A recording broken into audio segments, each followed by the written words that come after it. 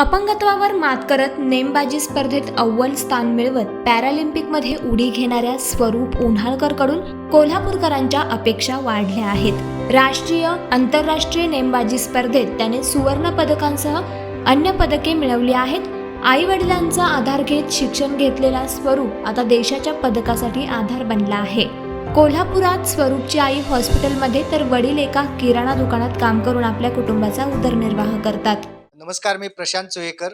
आपल्या सर्वांचं स्वागत आहे। आपल्याला माहिती आहे पॅरालिम्पिक स्पर्धेत कोल्हापूरच्या स्वरूप उन्हाळकर याने पॅरालिम्पिक स्पर्धेत त्याची निवड झालेली आहे। नेमबाजी स्पर्धेत अतिशय कष्टमय जीवन जगत त्यानं त्या ठिकाणी त्याची निवड झालेली आहे। खरं तर पॅरालिम्पिकमध्ये कोल्हापुरातच नाही तर संपूर्ण भारताच्या अपेक्षा लागलेल्या आहेत। तो नक्कीच त्या ठिकाणी यश मिळवेल। या कष्टमय त्याच्या प्रवासाचा आपण त्यांच्या आईकडून जाणून घेणार आहोत की नेमका काय प्रकार त्याचं होता आणि कसं कष्ट त्याने केलं।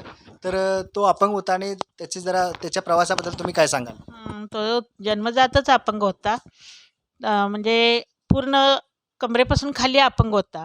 10वी पर्यंत शाळा शिकवली। 10वी नंतर त्याला पॉलिटेक्निकला नेऊन त्याचं खेळाचा अंदाज सगळा बघून मग ह्या रायफलमध्ये त्याच्यातच उतरला। खरं तर त्याला चालता येत नाही। तुम्ही शाळा नेमकं कसं त्याला काकतने नेला। काकतनं टेकडी चढून त्या रत्नापा कुंभार नगरमध्ये त्याला शाळेत 10वी पर्यंत शिकवलं, 5वी ते 10वी। तरी नेमबाजी स्पर्धेत त्यानं यश मिळवत पॅरालिम्पिकमध्ये त्याची निवड झाली आहे। काय सांगाल याच्याबद्दल?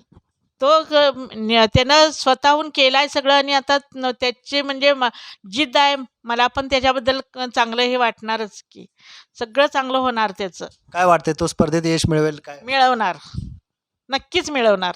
तसेच स्वरूपचा भाऊ ओमकार हा मंदिरासमोर नारळ उदबत्ती विकत कुटुंबियांना आधार देतो। दरम्यान अपंगत्वावर मात करत पॅरालिम्पिक स्पर्धेत मजल मारणाऱ्या स्वरूपची कहाणी सर्वांना नक्कीच प्रेरणादायी ठरेल।